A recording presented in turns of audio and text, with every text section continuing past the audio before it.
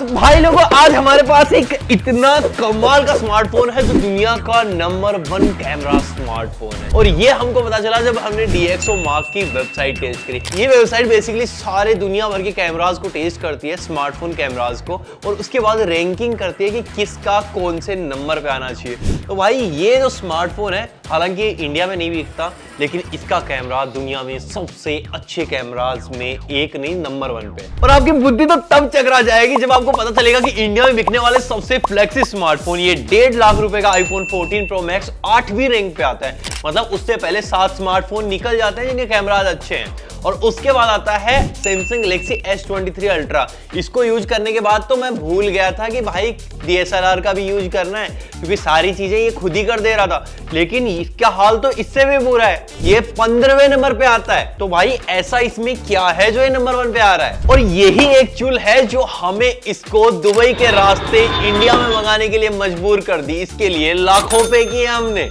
भाई पैसा हो तो क्या कुछ नहीं हो सकता, क्योंकि डायरेक्टली ऐसे इंडिया में तो आता नहीं है, और इंडिया के कस्टम वस्टम टैक्सेस बहुत ज्यादा बढ़ा रखे हैं भाई मोदी जी ने। ऑल्दो इंडिया में नहीं आने वाला है, फिर भी देख लेते हैं कि इसके अंदर क्या कुछ मिलता है। चाइना वाले सही अनबॉक्सिंग कोई तो करेगा। तो सबसे पहले फोन को साइड में रखते हैं, उसके बाद फोन के लिए एक ट्रे, एंड उसके बाद आता है एक सेक्शन जिसके अंदर एक TPU केस जो एक ट्रांसपेरेंट है। और भाई ये तो कतई चीप क्वालिटी का है यार। और डॉक्यूमेंटेशन के नाम पे सिर्फ एक पन्नी जिसमें है 3 पेज, दैट्स ऑल। तो भाई चार्जर है ये 88 वोल्ट का। तो भाई चाइना में मेरे को ना ये चीज बहुत सही लगती है। एक तो ड्यूअल पिन वाला चार्जर है, उसके बाद इतना छोटा सा साइज है इसका, और इसमें आप टाइप A भी लगा पाओगे, टाइप C भी लगा पाओगे। और इसके बाद केबल मिलती है एक टाइप A to C। हाँ, C to C वाली नहीं है, ये टाइप A to C वाली है, एंड दैट्स ऑल। और अब बारी फोन की। ओ भाई, ये फर्श नहीं होता है वो संगमरमर वाला, बिल्कुल उसी का टुकड़ा लग रहा है। और इतना बड़ा कैमरा लिटरली मैंने एक Xiaomi के फोन में इतना बड़ा देखा था, उसके बाद इसमें देख रहा हूँ। और इस फोन को देख के लिटरली लग रहा है कि शाहजहां के साथ टाई अप किया है, मतलब ताजमहल वाले पत्थर ही है भाई ये। किसने बनाया ये मुजस्सिमा?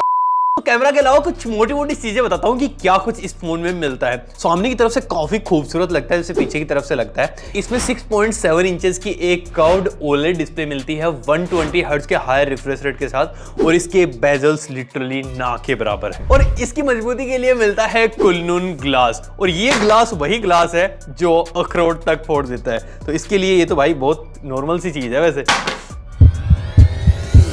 कुछ नहीं हुआ। और पावर के नाम पे इसमें Qualcomm Snapdragon 8 जनरेशन 1 मिलता है। हाँ, डेफिनेटली काफी पावरफुल प्रोसेसर है, लेकिन Huawei के जितने भी फोन हैं हमारे काम की चीजें बिल्कुल नहीं होती है, इसीलिए ये इंडिया में लॉन्च नहीं हो रहे हैं, क्योंकि भाई कोई खरीदेगा ही नहीं। ना तो इसमें गूगल की कोई सर्विसेज है, जैसे गूगल के ईमेल, जीमेल, आप कुछ भी यूज करने जाओगे ना, आपको कुछ मिलेगा ही नहीं। यहाँ तक प्ले स्टोर भी इसके अंदर नहीं आता है। हाँ, वैसे डाल सकते हो, लेकिन वैसे ऑफिशियली सारी चीजें बैन है।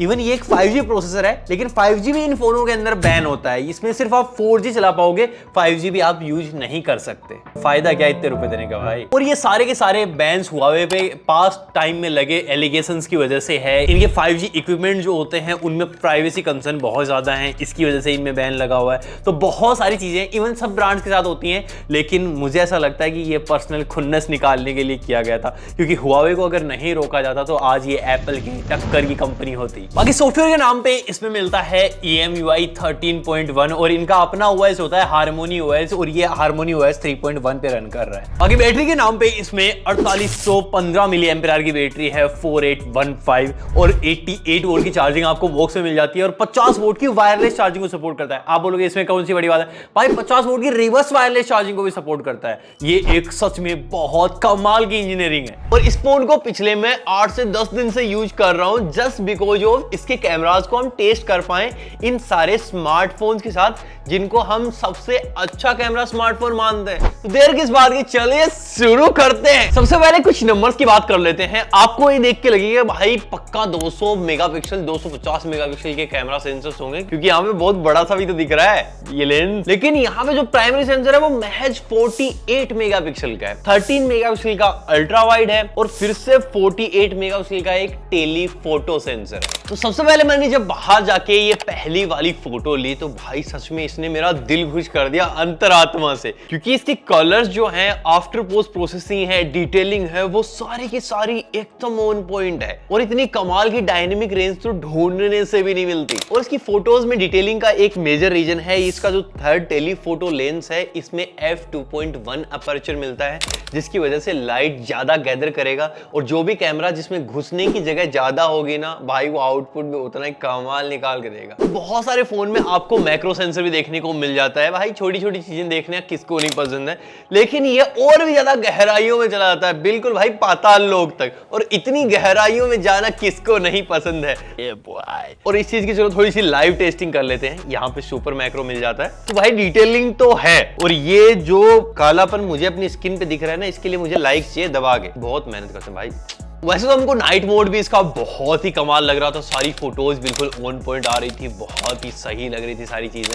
लेकिन अब सबसे बड़ा टास्क, इसको सैमसंग गैलेक्सी S23 अल्ट्रा और iPhone 14 Pro Max से कंपेयर करना था। भाई खड़े हो रहे हैं तो ये तो नहीं रह पा रहा, अब देखना पड़ेगा फोटोज में रह पाता है कि नहीं। तो ये जानने के लिए सबसे पहले हम सैमसंग गैलेक्सी S23 अल्ट्रा से इसका कंपैरिजन करते हैं। और भाई इस फोन का एज रिडक्शन, मुझे ऐसा लगता था कि सैमसंग गैलेक्सी S23 अल्ट्रा का कमाल का है, उससे भी कमाल का iPhone 14 Pro Max का है, लेकिन अब पता चल रहा है कि इसका और भी कमाल का है। ये जो एजेस को काटता है, जो ब्लर देता है बैकएंड में, जो सब्जेक्ट को प्रायोरिटी में रखता है, वो भाई बिल्कुल नेक्स्ट लेवल पे। और साथ ही टेलीफोटो लेंस है तो डेफिनेटली अब तो जूम करना बनता है ना भाई। और पड़ोसियों की खिड़की से उनके घर में नहीं झांका तो तब तक क्या ही बात बनी, क्यों लाखों रुपए खर्च किए राजा जी। तो सैमसंग गैलेक्सी S23 अल्ट्रा में भी 100x है, इसमें भी 100x है, दोनों कंपैरिजन में डालते हैं कौन सा बेटर है, चलिए देखते हैं। भाई आफ्टर पोस्ट प्रोसेसिंग के बाद जो S23 अल्ट्रा का रिजल्ट है वो डेफिनेटली यूजफुल है। यहाँ पे सीधा सीधा दिखाई दे रहा है कि लंदन लिखा हुआ है, लेकिन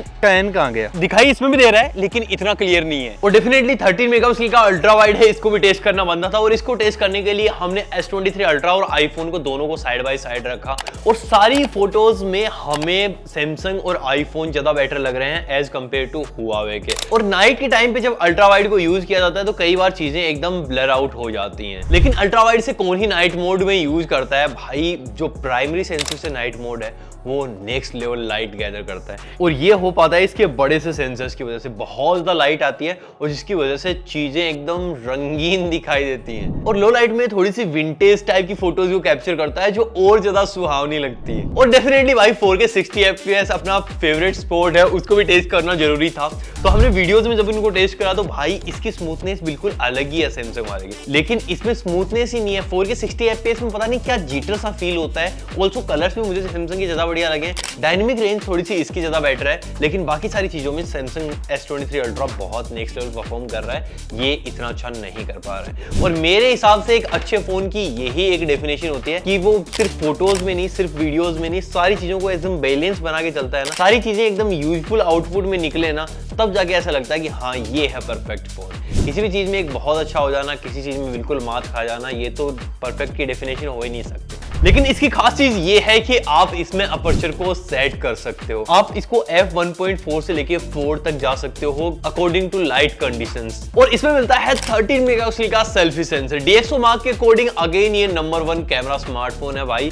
13 मेगापिक्सल वाला नंबर 1 बन जा रहा है। यहाँ Vivo और Oppo 60 मेगापिक्सल के सेल्फी कैमरास दिए जा रहे हैं, उनका कुछ नहीं हो पा रहा है भाई, यहाँ कुछ तो गड़बड़ है। और चलो इसको देखने के लिए कुछ फोटोज ही ले ली जाए। इसमें जो एरिया कैप्चर होता है वो थोड़ा सा ज्यादा होता है as compare to other phones. यहाँ पे जो फोटोज की डिटेल्स हैं वो भाई डेफिनेटली नेक्स्ट लेवल पे हैं। 13 मेगापिक्सल, यहाँ पे बिलीव ही नहीं होता कि 13 मेगापिक्सल में इतनी अच्छी डिटेल्स आ रही हैं। देखो ये फोटोज बिल्कुल फट ही नहीं रही हैं। और ये वाला जो सेल्फी कैमरा है वो 4K 60 FPS में फ्रंट से रिकॉर्डिंग कर सकता है, तो ये भी अपने आप में काफी अच्छी चीज है, लेकिन फ्लैगशिप के हिसाब से नॉर्मल ही चीज है भाई। तो इसके बैक और फ्रंट दोनों कैमरास की बातचीत हो गई, लेकिन यहाँ से भाई कंक्लूजन यही निकलता है कि मुझे नहीं लगता कि ये फर्स्ट नंबर पे होना चाहिए। ये iPhone 14 Pro Max और Samsung Galaxy S23 Ultra ये ज्यादा प्रैक्टिकल चीजें प्रोवाइड करते हैं एज कम्पेयर टू इस Huawei P60 Pro के, क्योंकि किसी एक दो चीज में अच्छा होना डजंट मीन कि वो नंबर 1 बन जाए। लेकिन फिर भी ये नंबर 1 पे, ये नंबर 15 पे और ये नंबर 8 पे, ये जादू DxO मार्क ने कैसे किया है ये तो वही जाने। ये बिक गई है गवर्नमेंट।